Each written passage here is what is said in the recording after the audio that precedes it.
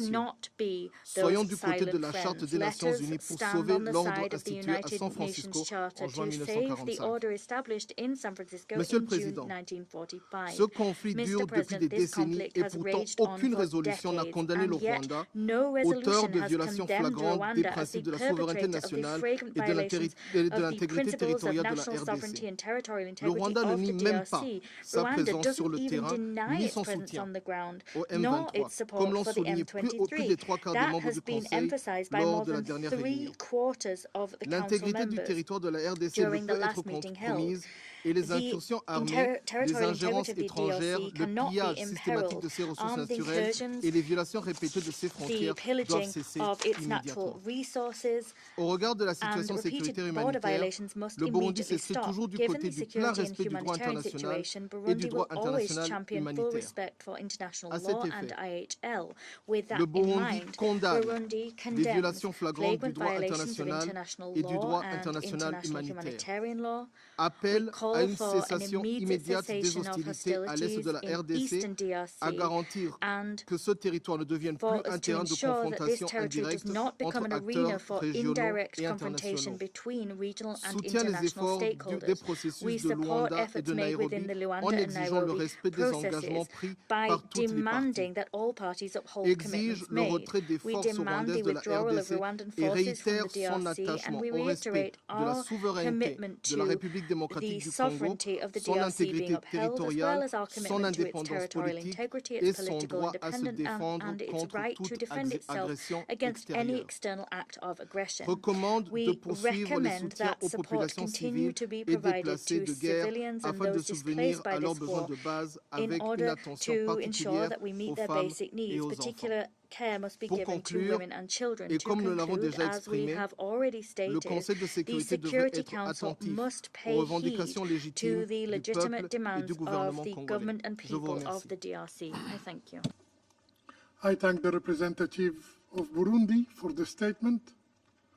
I now give the floor to the representative of South Africa. Mr. President, thank you for convening a second meeting within just a few days of the current tenuous situation in the Eastern DRC. The situation on the ground remains dangerously fluid as M23 continues its offensive campaign in North and South Kivu. We thank the Deputy Special Representative, Ms. Viviane van der Peer, for her briefing. And again, we wish to recognize the presence of Minister Therese Kayikwamba-Wagner in the chamber. Since the last meeting of the Council on the situation in the Eastern DRC, 4 additional South African peacekeepers lost their lives in the continuing conflict in Goma. On 27th January 2025, M23 launched several mortar bombs aimed at Goma Airport, which landed in the base of the South African troops, killing 3 soldiers and injuring some troops. A 4th soldier, as Minister said earlier, succumbed to his injuries sustained during the weekend attacks. This illustrates that the M23 is well-resourced and would have acquired such resources through means that are against the sanctions imposed by this Council. It is a contradiction in terms that a major UN peacekeeping troop contributing country could provide resources to an illegal armed group that is conducting offensives against peacekeepers, civilians, and key infrastructure, thereby undermining the mandate of this Council. That must be addressed with utmost urgency. As we stated at the last meeting of the Council a few days ago, the future of UN peacekeeping and its credibility is at stake if we are to tolerate such violations without any ramifications. The Security Council must speak with one voice and act in unison to stop the carnage unfolding in the Eastern DRC. Unfortunately, a press statement of the Security Council, while sending an important political message, has proven to be insufficient in the current situation. Consequently, South Africa would like to highlight the following issues. Firstly, the UN needs to, as a matter of urgency, provide additional support to MONUSCO in order to reinforce operational positions. This is to ensure that MONUSCO can fulfill its primary mandate to protect civilians. This support will also assist to ensure that no further peacekeepers' lives are lost. Similarly, a stronger consideration must be made to bolster the support that MONUSCO provides to the South African Development Community Mission in the DRC, SAMI DRC. Both missions, have the primary responsibility of protecting civilians and key civilian infrastructure. They are instrumental as long as armed groups remain active in the Eastern DRC. Secondly, we remain concerned about the worsening humanitarian situation with millions of people in need of humanitarian assistance. There is a need to ensure that appropriate conditions are created for humanitarian aid to reach people in need across Eastern DRC. All parties to the conflict must uphold international humanitarian law and human rights law. Thirdly, we reiterate our call for the resumption of negotiations under the Luanda process. South Africa's President Cyril Ramaphosa held a telephone call with President Kagame of Rwanda yesterday to discuss recent developments in the Eastern DRC and the escalation in fighting that has resulted in the deaths of many peacekeepers, including South Africans. The two heads of states agreed on the urgent need for a ceasefire and the resumption of the talks by all parties to the conflict. Accordingly, South Africa recognizes the significant strides made by President João Manuel Gonçalves Lourenço of Angola in facilitating peaceful resolution of the tensions between the DRC and Rwanda. We urge parties to recommit to these talks and address all outstanding issues amicably to allow the region to return to peace and the restoration of the political rapprochement and good neighborliness. This includes both sides addressing their relations with illegal armed groups and the withdrawal of the Rwanda Defense Forces from the DRC. We thus look forward to the much-anticipated East African Community Extraordinary Summit likely to take place in the coming days, with the participation of both President Tshisekedi and President Kagame. Lastly, the Council needs to underline the importance of preventative measures to avoid the recurrence of the cyclical conflict in the Eastern DRC. It is well known that the genesis of this conflict is primarily the illegal exploitation of the Congolese natural resources. International and regional efforts, including those initiated by the International Conference on the Great Lakes region to address the problem of the resource curse in the region, must be operationalized and supported. As I conclude, Mr. President, I wish to remind Council members that South Africa has suffered many casualties in this conflict. The reason we never hesitate in supporting peace efforts, even at excessive cost, is because we are a product of international solidarity at whose center was the United Nations. Therefore, the ultimate sacrifice of South African peacekeepers in the promoting peace and security in the Great Lakes region should not be in vain.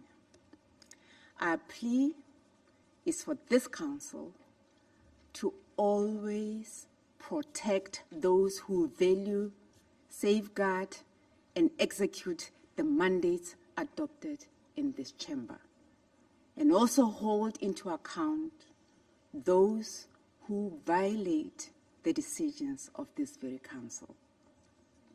Failure to do so can only undermine the credibility of and delegitimize the authority of this Council and the United Nations as a whole.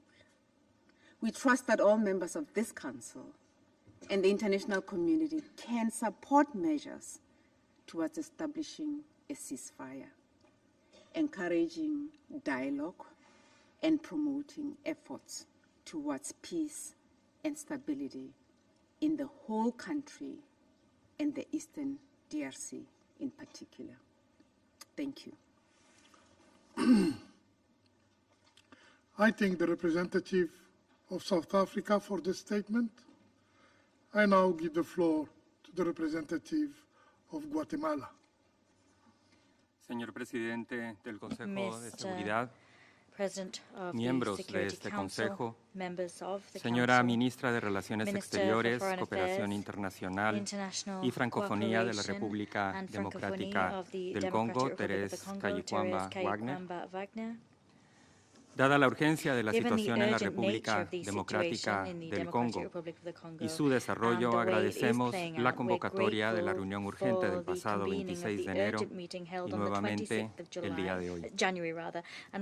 Agradecemos también la información recibida de la señora Viviane Van de Per, representante especial adjunta para protección y operaciones de la MONUSCO, así como los esfuerzos por mantener informados oportunamente a los países contribuyentes de tropas. Señor Presidente, el Gobierno de Guatemala desea manifestar su gran preocupación por el agravamiento de las hostilidades en el este de la República Democrática del Congo. Condenamos en los términos más enérgicos la ofensiva lanzada por el Movimiento 23 de marzo de las últimas semanas, su expansión a Kivu del Norte y la toma de la ciudad de Goma. Esta situación tiene un efecto devastador para la población civil, que al momento ha generado el desplazamiento de cerca de 3 millones de personas solo en Kivu del Norte. Como país contribuyente de tropas, Guatemala reitera su apoyo inquebrantable a los esfuerzos de paz en curso, a los procesos de Luanda y Nairobi, dirigidos a reducir las tensiones en la República Democrática del Congo. Lamentamos el fallecimiento de cascos azules de diferentes nacionalidades, incluyendo de Uruguay, Sudáfrica y Malawi, y esperamos la pronta recuperación de los heridos, incluyendo 2 oficiales guatemaltecos. Reafirmamos nuestro apoyo al mandato de la MONUSCO de proteger a los civiles y condenamos enérgicamente las acciones de los grupos armados que pongan en peligro la seguridad de los cascos azules de las Naciones Unidas y el personal civil. Su protección y seguridad inmediata debe ser garantizada, así como la provisión de los suministros necesarios para el desempeño de su misión. Guatemala expresa que los ataques contra cascos azules de Naciones Unidas pueden constituir crímenes de guerra conforme al derecho internacional, en particular teniendo en cuenta que la misión prioritaria cumplida por el contingente nacional es la protección de civiles ante peligro inminente de violencia física, la cual es cumplida de manera efectiva e imparcial. Esperamos que el Consejo de Seguridad tome de manera unívoca y con carácter urgente medidas contundentes condenando los ataques contra los cascos azules que cada vez están más en riesgo. Señor Presidente, exhortamos a todos los actores a que respeten la soberanía y la integridad integridad territorial de la República Democrática del Congo y pongan fin a todas las formas de apoyo a los grupos armados, ya sean congoleños o extranjeros. Muchas gracias. Thank you. I thank the representative of Guatemala for the statement. I now give the floor to the representative of Senegal. Je vous remercie, Monsieur le Président. Thank you very much, Mr. Monsieur le Président, le Sénégal voudrait remercier l'Algérie pour la tenue de cette importante réunion et saluer l'exposé de Mme Viviane Van de Peer. Ma délégation se félicite également de la présence de Son Excellence Mme Thérèse Wagner, ministre des Affaires étrangères de la République démocratique du Congo. À l'entente de son intervention, ma délégation s'incline devant la mémoire de tous les casques bleus et soldats tombés au champ d'honneur. In the line of duty. Senegal would like to present its most sincere condolences to South Africa, Malawi, and Uruguay in particular. We stand in solidarity with the people of the DRC and all UN staff on the ground to continue to lend assistance and comfort to people in need and, in many ways, at risk of their lives. My delegation would like to extend its thoughts and prayers for civilians and would like to wish a speedy recovery for those injured. My delegation would like to reiterate its commitment to accountability for all crimes committed against UN staff, as stipulated in Resolution 2589 of 2021. Mr. President, as you can imagine, Senegal, with its 459 sons and daughters in MONUSCO, is seriously concerned by the situation regarding the blue helmets on the ground. In Congo, indeed in August 1960, just 4 months after it acceded to its independence, Senegal engaged in the UN operation in Congo, so my country has remained actively engaged in UN efforts to bring peace to the region.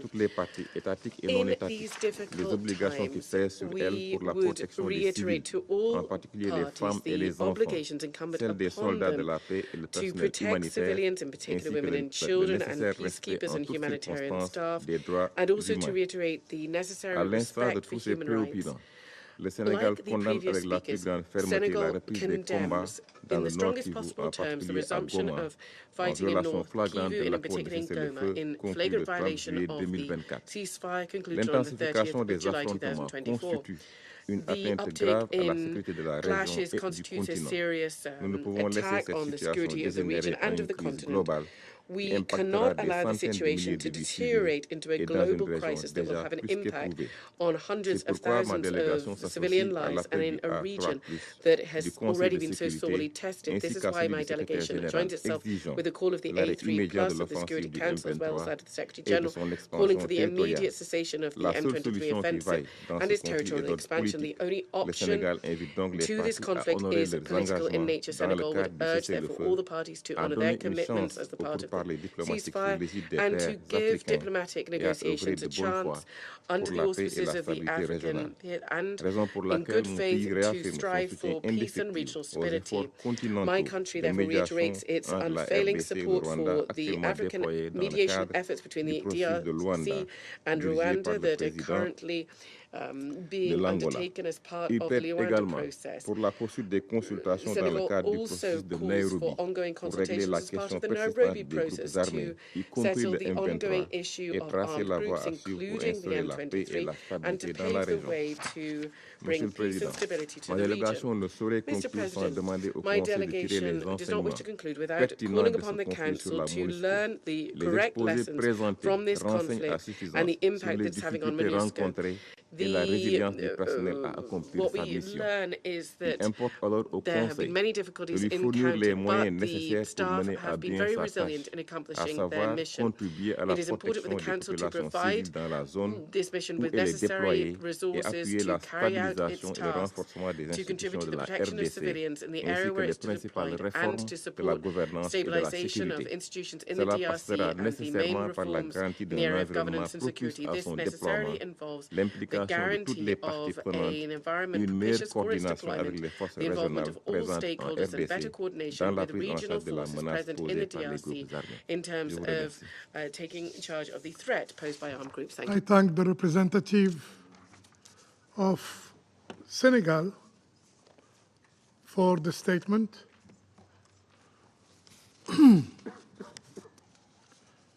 Her Excellency, Ms. Thérèse Kayikwamba Wagner, State Minister, Minister of Foreign Affairs, International Cooperation and Francophonie of the Democratic Republic of the Congo, has asked for the floor to make a further statement.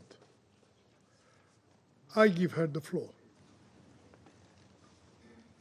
Mr. President, thank you for the floor. Members of the Council, first of all, I would like to note that for the first time in our meetings, Rwanda did extend condolences for the fallen peacekeepers. However, I would like to rectify something. The peacekeepers did not die in a process. The peacekeepers were killed. Second of all, SADC forces deployment through SAMI DRC were not deployed unilaterally by the DRC, but rather with a mandate from the AU, an organization Rwanda is a part of, even if its behavior in the DRC clearly flaunts its principles. Third, the M23 excluded itself from the Nairobi process by renewing attacks against the FARDC. The government of the DRC has nonetheless expressed its willingness to re-include the M23 in the Nairobi process. We reject Rwanda's obsession and attempts to elevate the M23 to the level of an interlocutor deemed fit to sit at the same table as a legitimate government. 30 years down the line, we have never stooped to the level of expecting and demanding from Rwanda to talk to its brothers and sisters, the FDLR, who are still in our country. We have not stooped to that level. Fourth, on regime change, we will remind the Rwandan delegation that the M23 and the AFC has repeatedly expressed its intent to march in Kinshasa, the very M23 Rwanda forces are backing right now. There is a subtlety that should not go amiss between words and actions. Rwanda's actions, side by side with the M23, are actions seeking to overthrow a legitimately established government. On the Luanda and Nairobi processes, we will remind the Rwandan representative that the DRC never left the negotiating table. It was Rwanda that did not show up on the 15th. It was Rwanda that did not come when President Lorenzo invited us. And President Kenyatta was also present. President Tshisekedi honored his commitment. In the past weeks, we have seen efforts, calls from this council, from our partners, from our friends, urging us all to renew our efforts within the Luanda process. The DRC never left the table. It is up to Rwanda to come back to the table.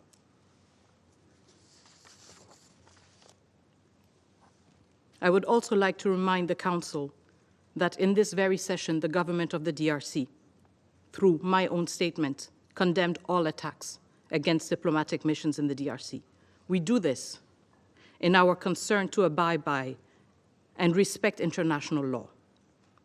However, we have yet to hear Rwanda explain to us what its efforts have been to abide by international law and to respond to the violations it has been found guilty of in the DRC.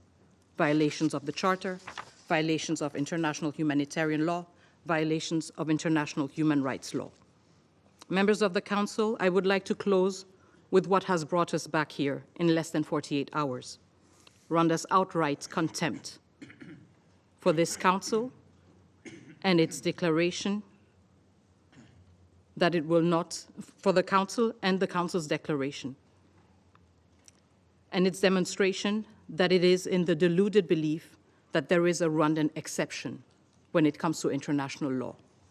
But what has also brought us here is the Council's choice 2 days ago to opt for words and not for actions. This Council is not unable to take actions. In fact, it is uniquely equipped to take actions. Hence, the question that remains at the end of this meeting is whether this Council is unwilling to act. Thank you. I thank Her Excellency Ms. Kayikwamba Wagner for her statement.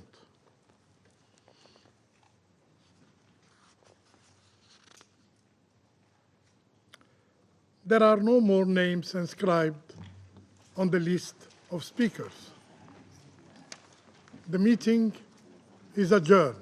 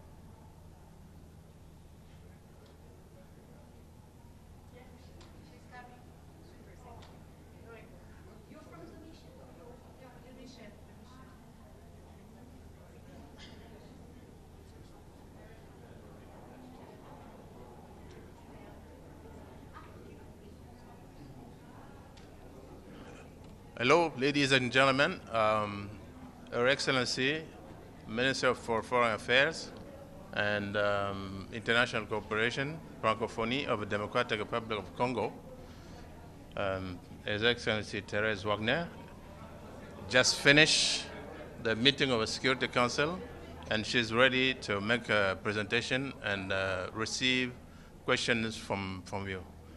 Your Excellency, you have the floor.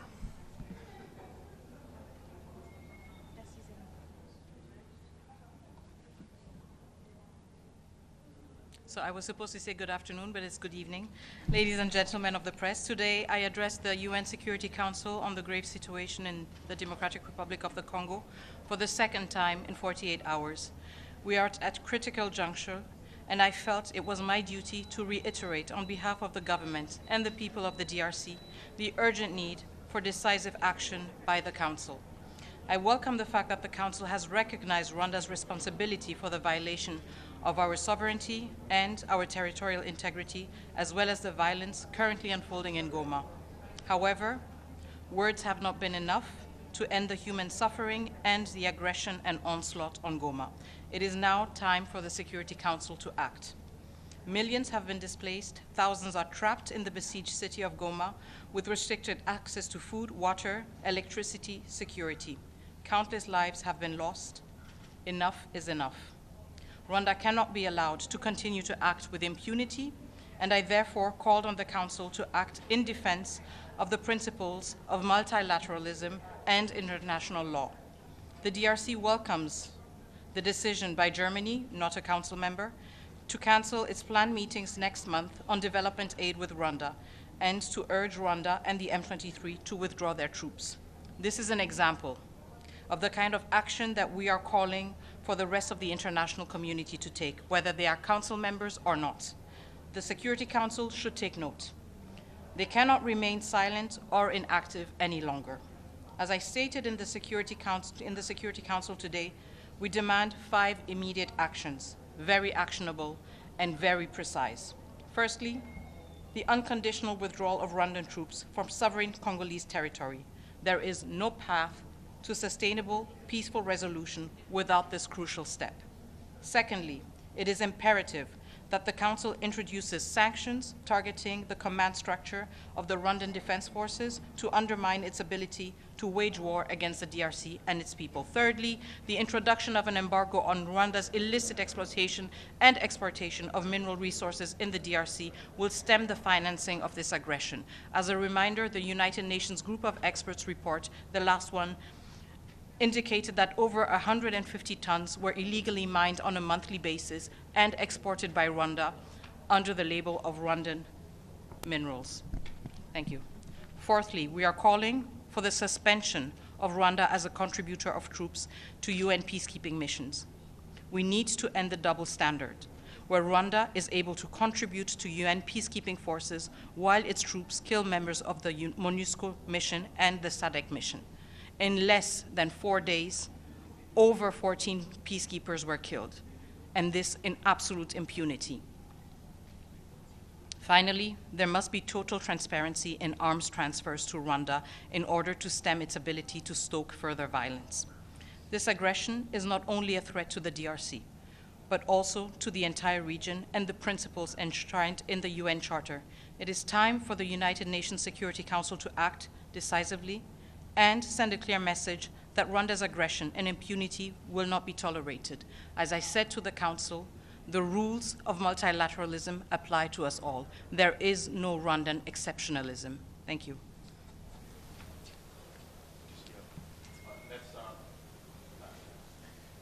Yes. Minister Stefano Vaccara, La Voce New York, Ital Press. We heard what the Security Council, they did a lot of speeches about which of the P5, which one is not doing and didn't satisfy you or what you expected, and why the Security Council is still not doing what you expected the Security Council to do? I think We took note of the statements made by all the members of the Council, P5 and non-permanent members. We also know that there are these public statements, but right now the Council is also meeting behind closed doors. And so what counts for us, most importantly, is the outcome of those deliberations. It is important, of course, to hear permanent members and non-permanent members be very explicit. We noted a change in tone in some of the speeches that we heard today compared to 2 days ago. We welcome it. Of course, we deplore the fact that it had to come to at the cost of more human lives. And what we are focusing on right now is the result of the deliberations of the Council. Just a quick follow-up is for the public that listen to you. Can you tell us what, for example, what member improved in the speech? Can you do some specific here? I don't have a full... Who is making, who is making things slowly? We should hurry up. Well, I think watching the deliberations once more should be indicative enough. I think the reports that we have from the ground, the very compelling brief that was given by the DSRG, Viviane van der Perre, gave us a good impression of the realities everyone is facing. And so I would rather invite those with this very specific curiosity to themselves analyze what the different members of the Council said. And I think this is also the important thing, the fact that everything is documented and history will be able to hold everyone accountable for their words or their silence. Thank you. Thank you very much, Foreign Minister. Lenka White from Russian RIA Novosti. If I can ask, please, have you tried to get in touch here or outside with the United States or Russia for additional help with the situation? Thank you. We have strong bilateral ties with nearly all members of the Security Council. When it comes to the permanent members, we have direct contacts and we have diplomatic representations in all of them. So I can reassure you that interactions have always happened, that we have always relayed our messages, and that we have always advocated for a strong stance of these countries that we all consider partners in the United Nations Security Council. So we engage with all stakeholders. Of course, we engage with the UN permanent, the permanent members of the Security Council with a more robust stance because they do have a privileged position of being permanent members of the Council, and that comes with specific responsibilities. And we do engage robustly with them to remind them of that. And we do it with all of them. Thank you. During your stay here, right? Of course. We engage with everyone. Okay, Thank you. Let's make this way. Yeah. Go there, and we're going to come back. Thank you. Merci, monsieur. Madame la ministre, bonsoir, Karine Autonne de Radio France Internationale. Bonsoir. Je rebondis sur la question de mon collègue italien, puisque vous avez bien souligné ces 2 derniers conseils, comment le Conseil était gelé, qu'il était silencieux. Est-ce que, à votre avis, le Conseil est gelé parce qu'il attend que l'Union africaine se positionne plus clairement? Et vous, de votre côté, comment pensez-vous pouvoir convaincre les ambassadeurs A3+1 de mieux défendre le droit international sur le continent africain? Alors, il y a une relation évidemment de subsidiarité entre les organisations comme l'Union africaine et les Nations unies. Donc, nous tenons compte de cela, mais en même temps, quand nous venons parler au Conseil de sécurité, nous le faisons parce qu'il s'agit de paix et de sécurité internationale. Je l'ai dit pendant mon discours, nous sommes très clairs là-dessus. Il n'y a pas de solutions africaines qui ont pour résultat de rester inactifs, de rester passifs et de ne pas réagir quand des femmes, des enfants sont tués et sont martyrisés. Et donc notre message, il est le même au niveau de l'Union africaine et au niveau du Conseil de sécurité. Nous attendons des actions fermes qui sont aussi à la hauteur des ambitions que chacune de ces organisations se sont données et chacun de ses membres a la responsabilité de réaliser et de respecter. Quitter New York, est-ce que vous allez revoir les ambassadeurs, les représentants des 3 membres africains du Conseil, la Somalie, l'Algérie, le Sierra Leone et aussi le Guyana? Alors, ce sont des échanges qui sont continus. Je suis ministre, donc je ne suis pas ici de manière permanente. Évidemment, nous avons une mission permanente qui a toujours des contacts très rapprochés avec tous les membres du Conseil de sécurité, y compris les A3+. Et donc, cet effort et ce travail va toujours continuer. Il n'est pas plus pressant ou plus tangible ou palpable quand je suis là. Il se fait toujours et il se fait avec abnégation et dédication justement dans l'effort de mobiliser plus de voix pour avoir des actions concrètes. Donc le travail va continuer. Foreign Minister, if I may. C'est la dernière. You've come with a long list, Sherwin Rice, South African Broadcasting. You've come with a long list of demands in terms of action from this council, but you might be well aware that this council is notorious for inaction. So I wonder if you might not be better off finding solutions elsewhere. You know, there was a ministerial meeting which you participated in at the African Union, the Peace and Security Council today. Tomorrow the EAC will meet at heads of state, I understand. Is that perhaps not the best game in town given the inaction this council is notorious for? So, first of all, I don't think that I came with a long list. I think we could work on an even longer list. I came with 5 asks, very low-hanging fruits. So I think we were very reasonable and we were very constructive. I think if we wanted to obstruct and if we wanted to disrupt the work of the council, we could have come with a different list. But we have come with a list built on the results of the last report of the group of experts, not reports issued by the Congolese government, but with a direct link with what the group of experts has identified: natural resources, violation of territorial integrity, violation of no attacks or of not attacking peacekeepers. Also, the illicit exploitation of natural resources and the transparency in arms transfer. These are measures that the Security Council has used in many other occasions.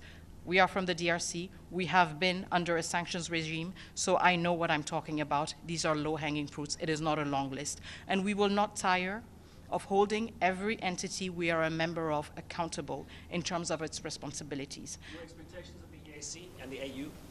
We have expectations with all these organizations because each of these organizations has values and principles and must uphold them and hold its members accountable when they fail to do so. Okay, dernière, s'il vous plaît. Madame, dimanche, vous demandiez, entre autres, des sanctions ciblées à l'endroit de Kigali. C'est mardi, l'Allemagne a pris une décision conditionnant son aide au développement au retrait des troupes rwandaises et du M23 du territoire national. Considérez-vous cette action allemande comme un pas décisif pouvant inciter les autres capitales à agir de manière ferme contre le Rwanda?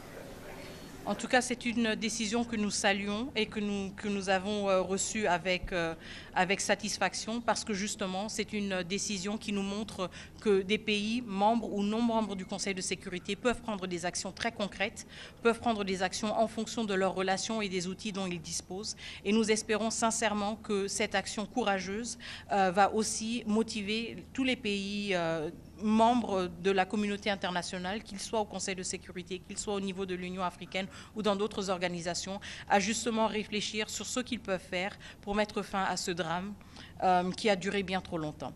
Donc nous saluons cette initiative, mais nous ne pensons pas qu'elle devrait être isolée, nous pensons qu'elle devrait être l'inspiration d'autres initiatives robustes et informées par les capacités et les mécanismes dont chaque pays et chaque organisation dispose pour justement s'assurer que le droit international soit respecté en République démocratique du Congo, mais à travers le monde aussi. Merci beaucoup. Thank you very much. Merci beaucoup. You can now take more questions. Sorry for that. Merci, Monsieur l'Ambassadeur. À bientôt.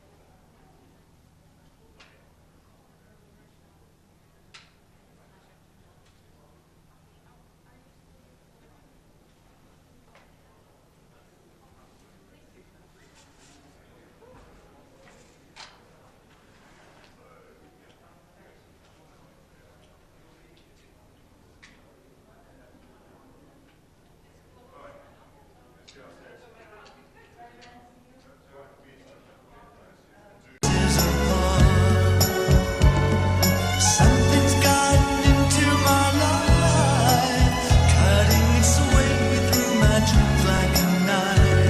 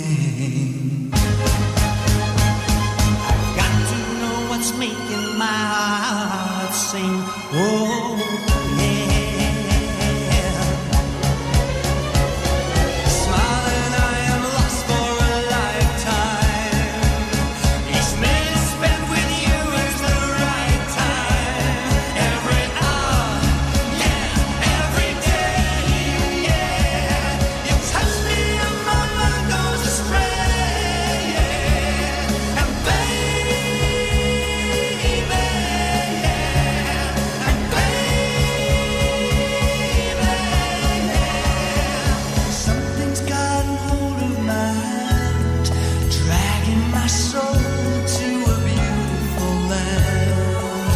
Yeah, something's gotten into my life, cutting its way through my dreams like a knife, turning me up, turning me down, hey, making me smile, making me frown. In a world that was small, I was lived in a time that was peace with no trouble at all. But then you came my way. And a feeling unknown took my heart, made me want to stay. Out of my nights and out of my days. Hey, I wanna tell you now, something's gotten hold of my heart, deep in my soul and my senses of power. Yeah, something has invaded my life, painting my soul with the colors so bright, changing the gray, changing the blue, scarlet for me and scarlet for you.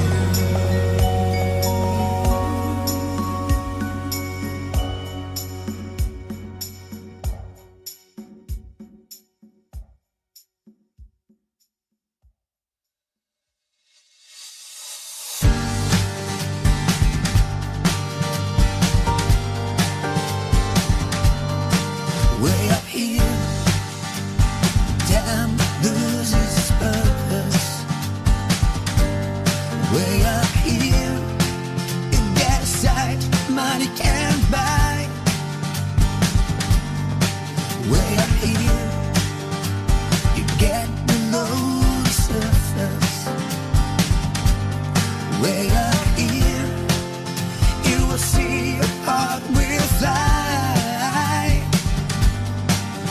So hear my advice, this ain't no device. I'm here, I never feel alone. It's not just nice, not just paradise. To me, it's coming home. And I feel the love as I look up. I need to go where I feel at home, where I feel love. It can be yours, there up above. It's so beautiful.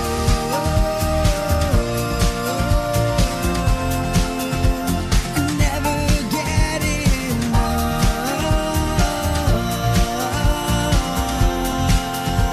Up here you feel the love.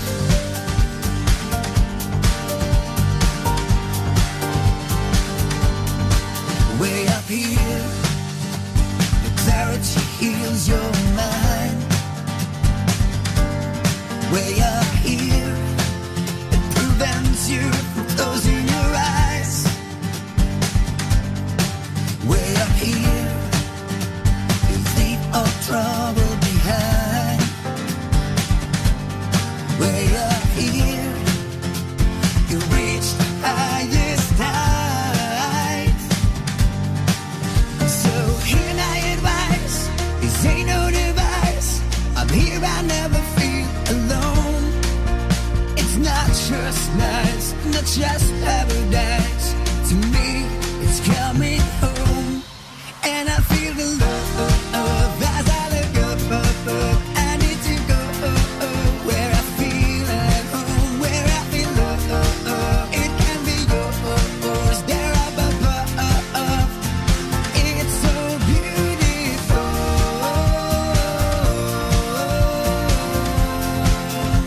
You never get enough.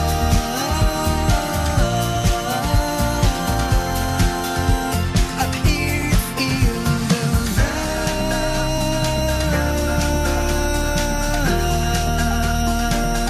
You feel the love.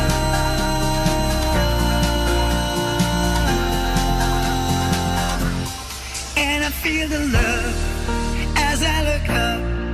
I need to go where I feel at home, where I feel love.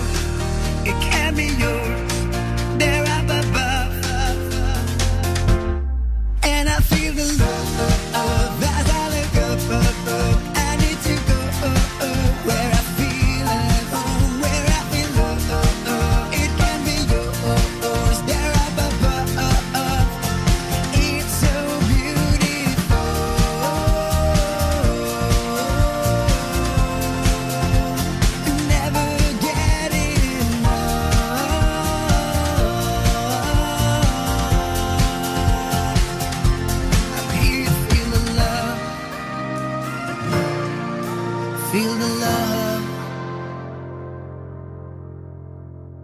Das ist Swiss Pop.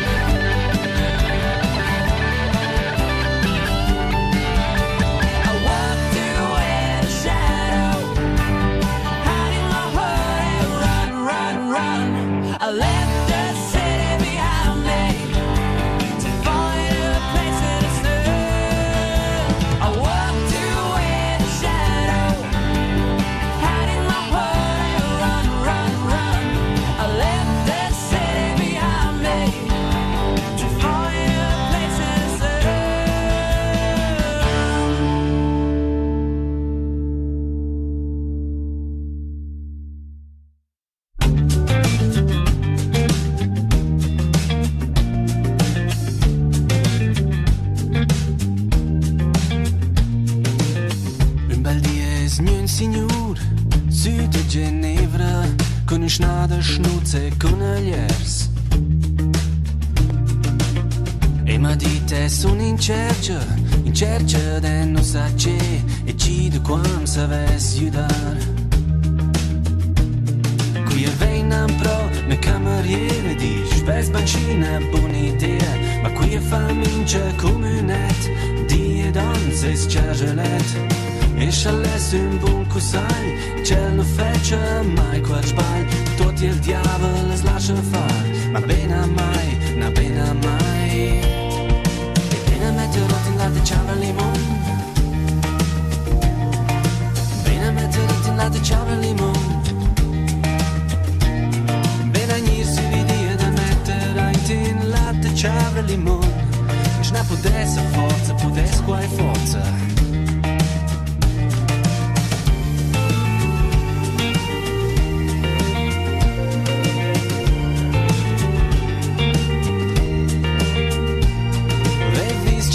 Barba Vidal, aspettando sul treno per ir a Val, E sono i viti una domanda, ci ti ingiovash con tan bagage.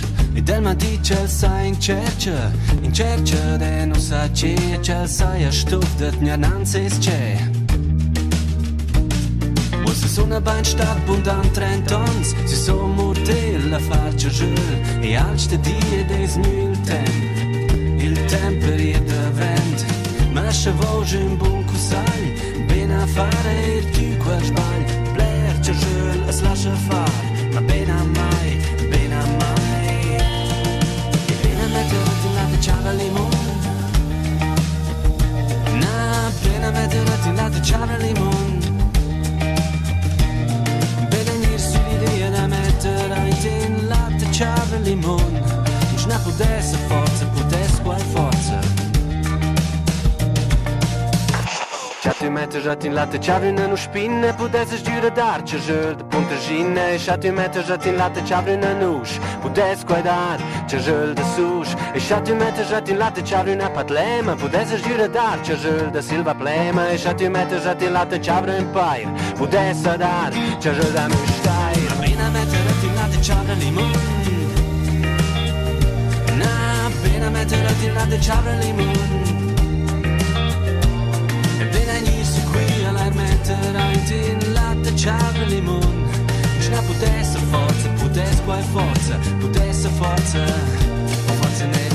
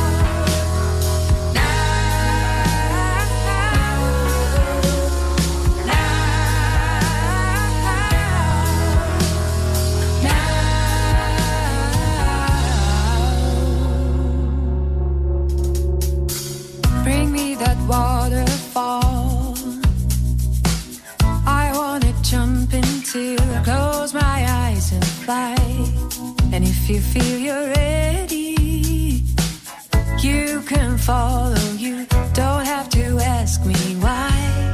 And as you feel the cold, you feel that there are